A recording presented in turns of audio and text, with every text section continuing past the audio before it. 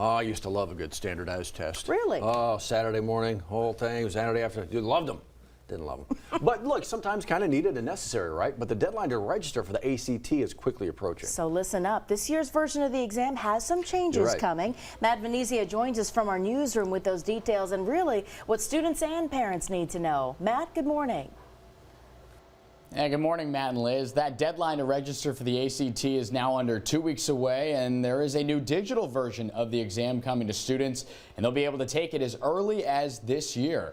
Some of the alterations to the ACT have been compiled here for you, and most notably, you'll see that the science section is now optional for students. The way your scores are compiled across English, math, reading, and science, that will also look a little bit different here. A student can now choose to include or drop their science section when submitting to schools. The exam itself is also shorter than traditional paper pencil by 44 questions. So now that the new digital version has been introduced, which one should you take?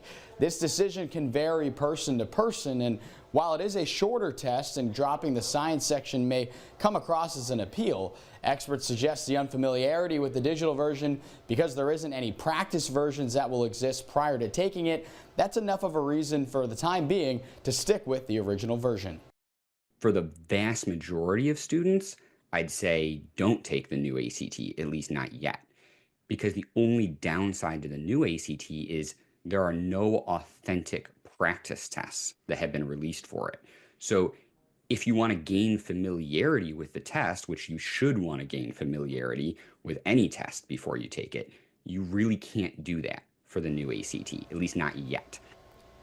The ACT scoring of 1 to 36, that will remain intact regardless of if your science section is included or not. In the next half hour, we'll discuss if your student really needs that science section when applying to college, so definitely want to stick around for that. Liz, we'll send it back to you.